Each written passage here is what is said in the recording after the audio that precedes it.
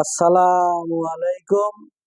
আমি এখন আপনাদের ত্রিকোণমিতিক অনুপাত ত্রিকোণমিতিক অনুপাত 9.1 এর 5 নম্বর অঙ্কটার দিকে যাচ্ছি। 5 নম্বর অঙ্কটা আমি বোর্ডে লিখেছি, একটি পড়ে শোনাই যে ত্রিভুজ এখানে বলছে এবিসি সমকোণী ত্রিভুজের বি কোণটি সমকোণ, অর্থাৎ বি কোণটি এক সমকোণ অর্থাৎ 90 ডিগ্রি। এখানে tan থিটা ইকুয়াল √3 হলে আমাদের যে সততাটা যাচাই করতে বলতেছে তারা √3 sin theta cos theta equal 3/4 এর সততা, অর্থাৎ এই তথ্যটা থেকে আমাকে এই তথ্যটা বের করতে হবে।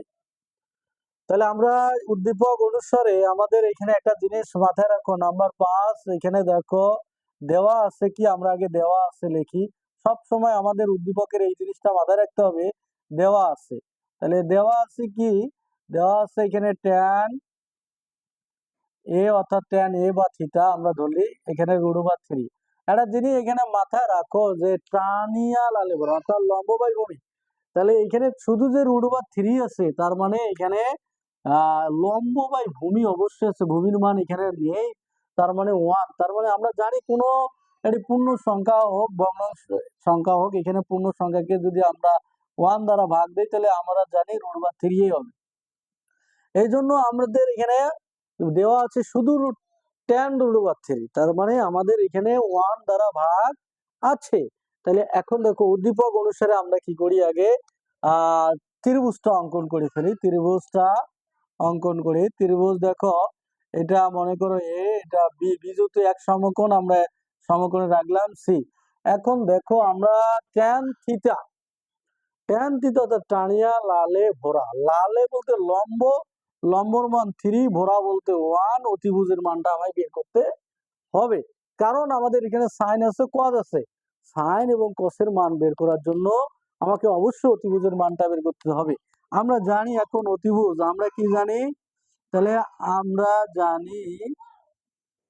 আমরা জানি যে অতিভুজ স্কয়ার অর্থাৎ অতিভুজ স্কয়ার ইকুয়াল লম্ব, লম্ব হচ্ছে এ বি তার উপরে স্কয়ার, আর ভূমি হচ্ছে বিসি তার উপরে কি হলো স্কয়ার। তাহলে আমাদের যেভাবে অতিভুজের মানটা বের করতে হবে, আমরা কি করলাম যে এ সিটাকে রেখে দিলাম, যেহেতু এখানে স্কয়ার এদিকে নিয়ে আসলে রুট হয়ে যায়। এখন এ বির মান কত, √3, আমরা √3 দিয়ে দিলাম, তার উপরে স্কয়ার। এখন বিসির মান কত 1, তার উপরে স্কয়ার দিয়ে দিলাম।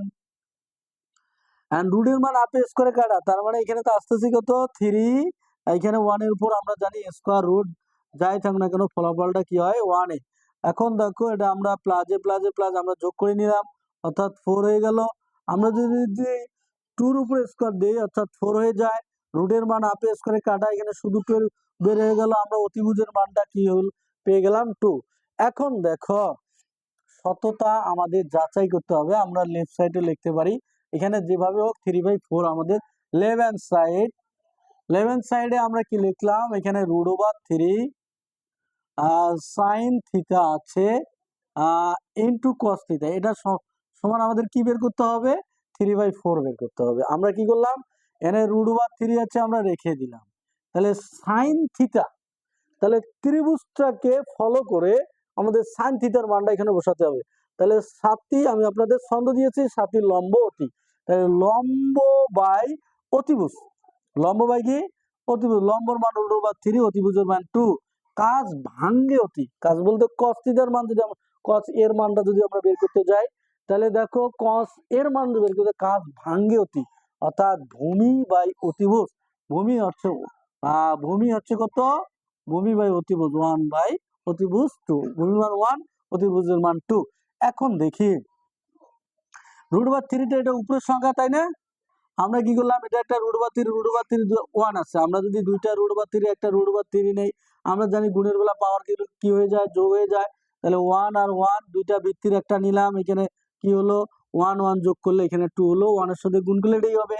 আর নিচে দেখি যেহেতু 2 2 আছে, 2 2 গুণে কি হলো 4, আমরা রুটের মান আপে স্কোয়ারে কি হয়ে গেল ক্যান্সেল হয়ে গেল, এখানে উপরে 3 দেখতেছে নিচে 4, যেটা আমাদের তারা বের করতে হচ্ছে এটা আমাদের রাইট সাইড, এটা আমাদের কি রাইট সাইড। তাহলে দেখো, তাহলে অতএব এখানে আমরা কি left side equal left hand side equal right side, এর সততা যাচাই করা হলো। এর সততা কি হলো, এর সততা যাচাই করা হলো, যাচাই করা হলো। তাহলে দেখো আমরা তো